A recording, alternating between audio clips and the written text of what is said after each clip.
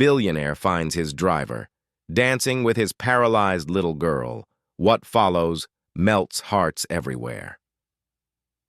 In the grand halls of one of New York's most expensive mansions, a billionaire father returned home early, only to find something he never expected.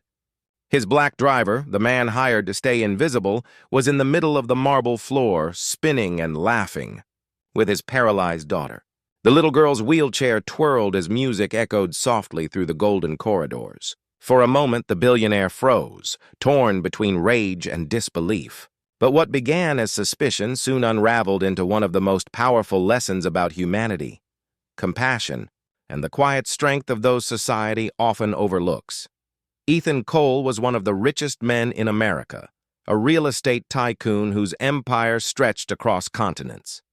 Yet for all his power, he was a man imprisoned by grief. His wife had passed away years ago, and his only daughter, Lily, had been left paralyzed after a tragic car accident.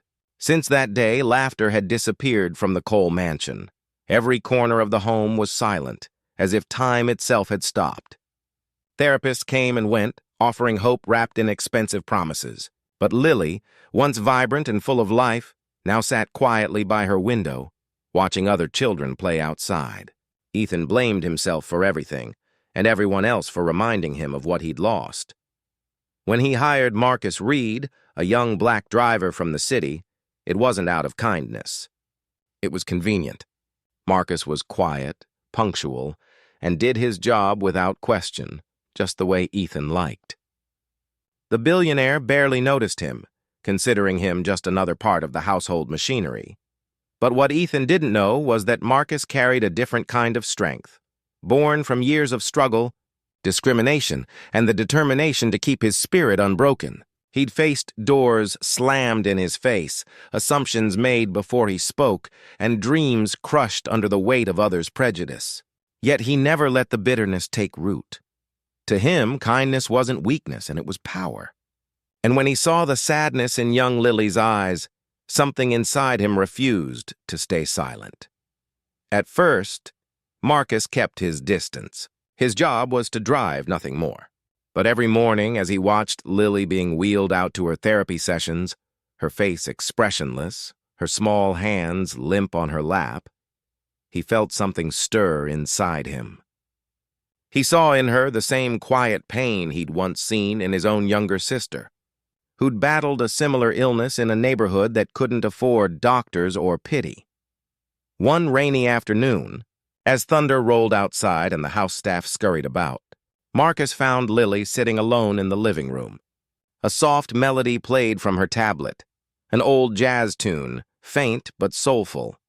Her fingers twitched slightly with the rhythm. He didn't think. He simply moved. Marcus started tapping his foot, then snapping his fingers. Slowly, he swayed to the beat, exaggerating each move until Lily's eyes lifted toward him, curious, confused, and then amused.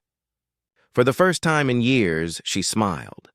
The next day, he brought a small Bluetooth speaker and began to play soft dance music whenever he drove her to therapy.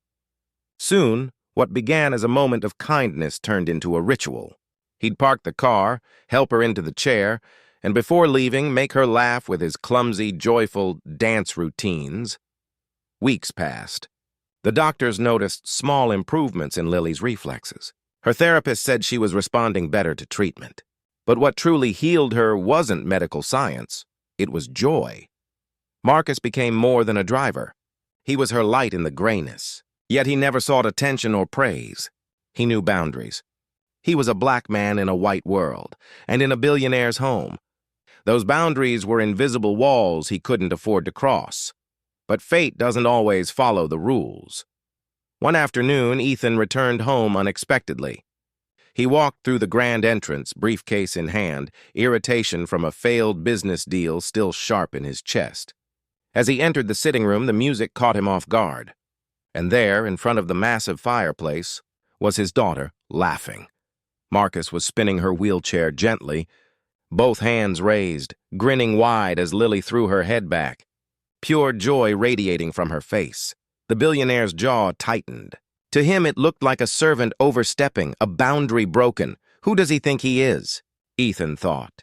his pride instantly eclipsing the miracle unfolding before him. The room fell silent when Ethan's presence became known. The music stopped.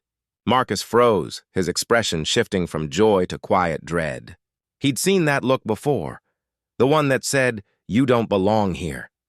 Ethan's voice was sharp, his tone full of authority and disbelief. Though no words needed to be quoted, the message was clear. A line had been crossed.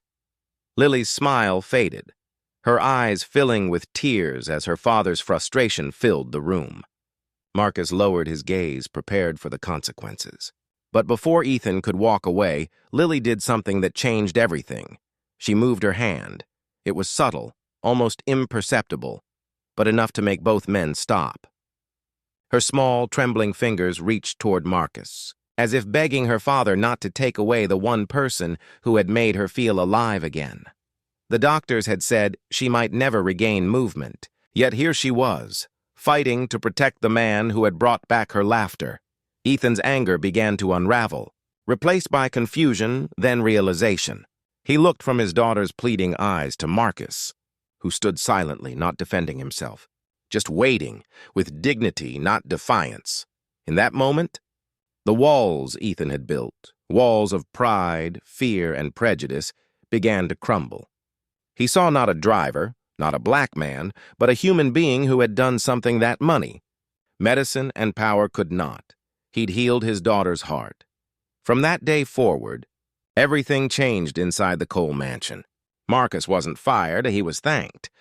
Ethan arranged for him to work closely with Lily's therapists, integrating music and movement into her recovery plan. Slowly, the girl who once couldn't lift her hand began to regain strength, both physically and emotionally. Ethan found himself observing Marcus with quiet admiration. He learned how the man had worked 3 jobs to support his family, how he'd faced rejection after rejection for simply being who he was, and yet carried no bitterness in his heart. The two men, once divided by class and color, began to bridge that distance with understanding.